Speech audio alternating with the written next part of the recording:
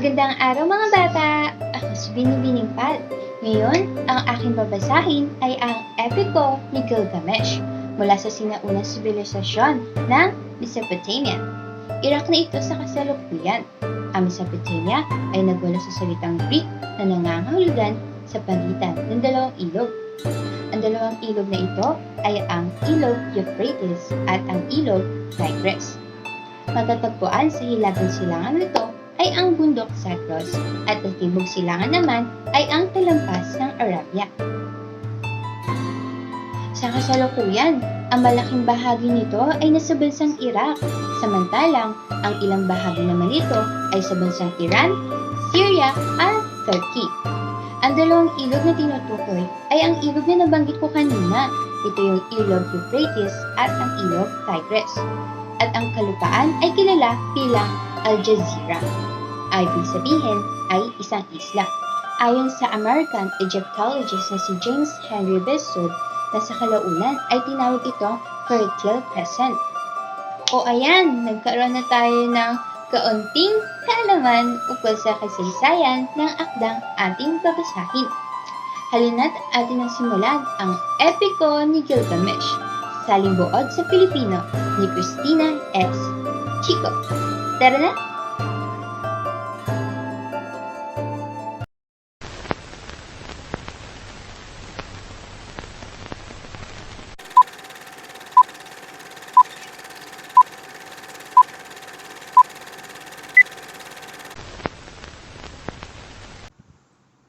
Nagsimula ang epiko sa pagpapakilala kay Gilgamesh, ang hari ng lungsod ng Uruk, na ang dalawang katlo ng pagkatao ay Diyos at sangkatlo ay tao. Matipuno, matapang at makapangyarihan. Ngunit mayabang siya at abusado sa kanyang kapangyarihan. Dahil sa kanyang pang-aabuso, patuloy na nananalangin ang kanyang mga nasasakupan na naway makalaya sila sa kanya. Tinugon ng Diyos ang kanilang dasal. Nagpadala ito ng isang taong kasing laki ni Gilgamesh, si Enkidu, na lumaki kasama ang mga hayop sa kagubatan. Mapang-amok ang dalawa nang sila'y magkita. Nanalo si Gilgamesh, ngunit sa bandang huli, naging matalik na magkaibigan sila.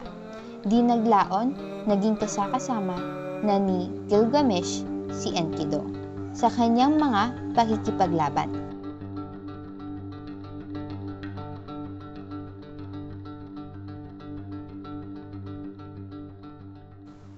Una, pinatay nila si Humbaba, ang demonyong nagbabantay sa kagubatan ng Sidar.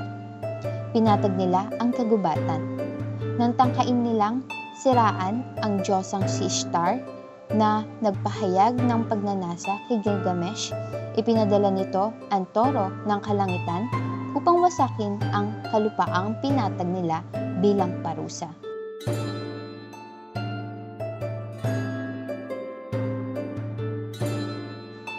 Nagapi ni na Gilgamesh at Enkidu ang toro.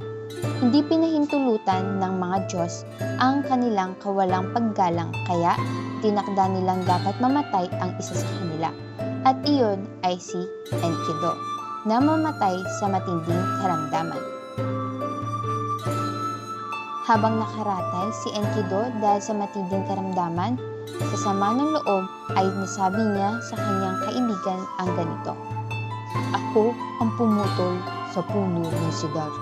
Ako ang nagpatag ng kagubatan. Ako ang nakapatay kay Humbaba.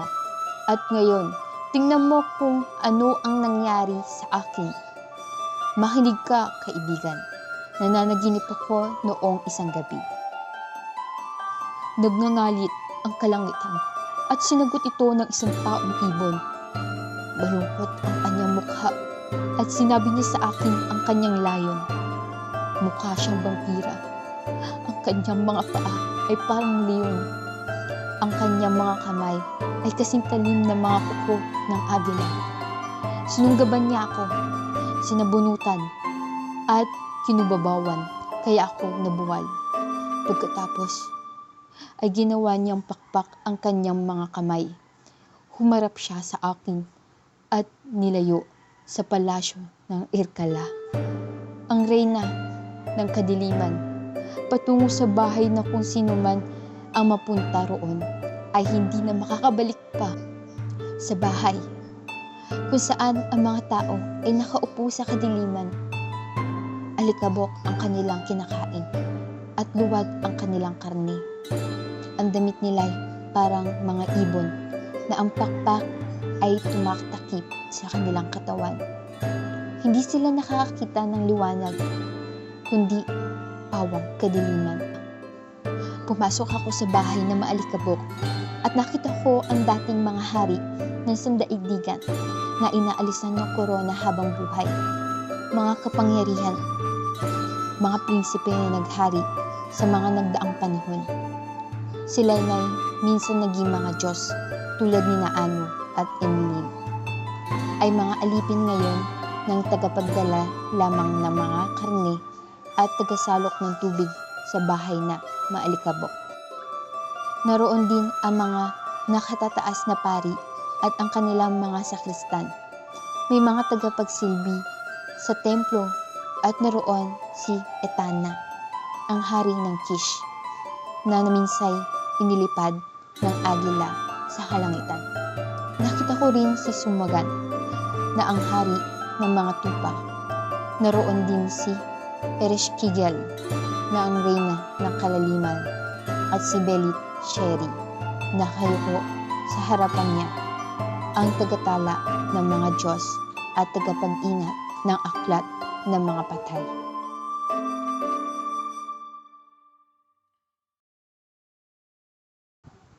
Kinuha niya ang talaan, tumingin sa akin at nagtanong, "Sino ang nagpadala sa iyo rito?" Nagising ako maputlang-maputla, naguguluhan, tila nag-iisa, tiatahak ang kagubatan at takot at takot. Pinunit ni Gilgamesh ang kanyang damit at pinunasan ang luha ng kanyang kaibigan. Umiyak siya ng umiyak. Sinabi niya kay Enkidu, "Sino ang makapangyarihan sa Uruk ang may ganitong karunungan? Maraming di kapanipaniwalang mga pangyayari ang nahayag. Bakit ganyan ang nilalaman ng iyong puso? Hindi ka panipaniwala at nakakatakot na panaginip. Kailangang itong paniwalaan. Bagaman ito'y nagdudulot ng katatakutan, ay maaaring dumating kahit sa isang napakalusog mang tao, na ang katapusang ng tao ay maghihinagpis.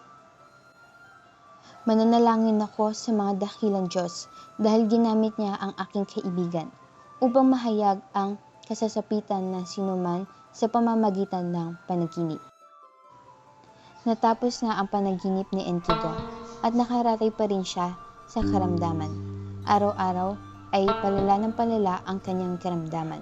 Sinabi niya kay Gilgamesh, "Minsan ay binigyan mo ako ng buhay. Ngayon ay wala na ako kahit na ano." Sa ikatlong araw ng kanyang pagkakaratay ay tinawag ni Enkidu si Gilgamesh upang siya'y itayo. Mahinang-mahina na siya at ang kanyang mga matay halos hindi na makakita sa kaiiyak.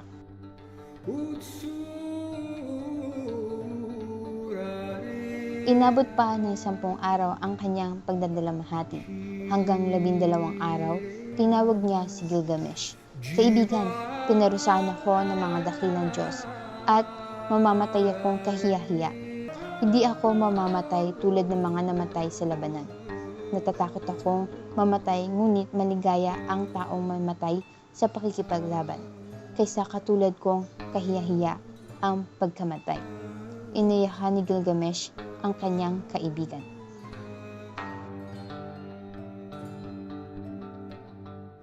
Pinagluksa ni Gilgamesh ang pagkamatay ng kanyang kaibigan sa loob ng 7 araw at gabi.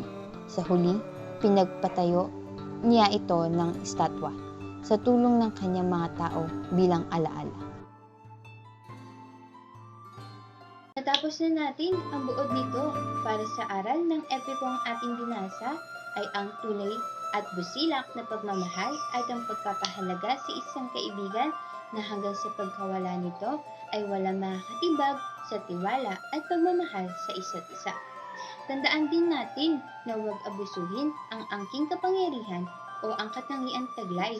Sa halip, gamitin ito ng naaayon at wastong paraan na nakakabuti hindi lang sa pangsarili, kundi para sa lahat. Hanggang sa muli nating kwentuhang may kapupulutang aral, muli ako si Binibining Pat, ang inyong maestra. Hanggang sa muli mga bata, paalam!